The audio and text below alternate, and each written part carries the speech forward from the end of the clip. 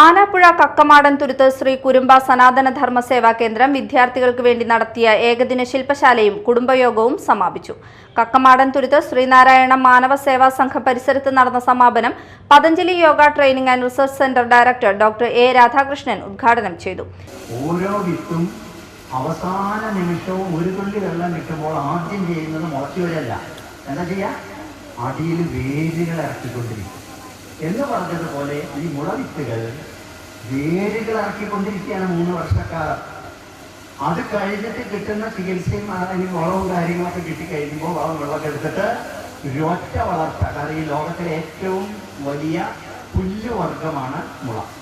Bamboo is the actually it is the species of grass.